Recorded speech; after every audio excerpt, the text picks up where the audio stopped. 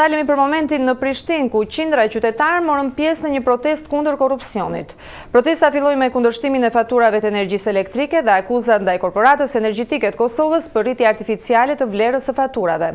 Autoritetet thonë se po marrin masa për të shmangur çdo dëmtim të interesave të qytetarëve, ndërsa bëjnë thirrje për zgjidhje të çështjeve në rrugë institucionale. Nga Prishtina njofton Leonard Shehu. Qindra protestues parakaluan sot qendrës së Prishtinës me motën kundër hajnisë për zhvillimin e shtetit. E organizuar nga 10 organizata jo qeveritare dhe organizata studentore, protesta filloi para ndërtesës së korporatës energjetike të Kosovës, e cila akuzohet për fryrje të faturave të energjisë elektrike, ndërsa përfundoi para qeverisë së Kosovës, e cila nga protestuesit cilësohet si bashkëfajtore. Avnis Zogjani nga organizata kundër korrupsionit qohu tha se shumica ministrave erdhën në Prishtinë me probleme financiare, ndërsa sot janë milioner. Ata nuk i kanë milionat nga fabrikat, sepse kur erdhën në qeveri, fabrika nuk ishin. Ata nuk i kanë milionat nga idetë e tyre, sepse ide nuk ishin.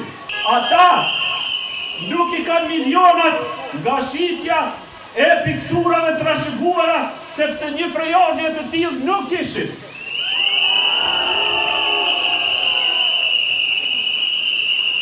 Ata i kanë miliona, sepse shitën zyrat publike për klientët e tyre.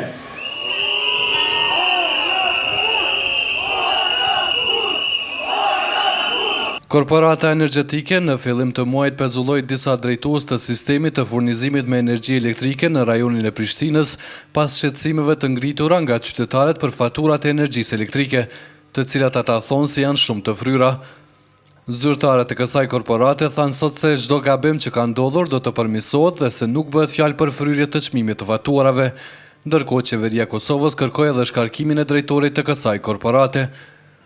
Por veprimet e autoriteteve u vlerësuan të pamjaftueshme nga protestuesit, të cilët kërkojnë veprime kundër korrupsionit në të gjitha hallkat e pushtetit. Protestës së sotme ishte bashkuar edhe aktoreja e njohur Arta Dobroshi, fituese e disa çmimeve ndërkombëtare, e cila tha se Kosova është ndryshe nga ajo që ishte ëndrruar dhe shpresuar.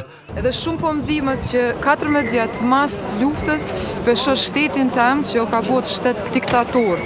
Nuk guxojnë njerëzit me fol, nuk guxojnë as me dalë protesta se i qesin prej punës, ka frikë të madhe që o gjuna. Domethënë duhemi na që muj me dalë me tregu që jo, na e dojmë një shtet demokratik, edhe nuk e dojmë një shtet korruptum, edhe s'dojmë me jetu si me qenë në në shtet që ka diktaturën ditë sotit.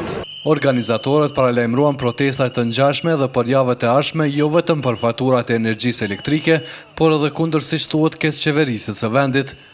Për Zërin e Amerikës, Leonard Shehu, Prishtinë.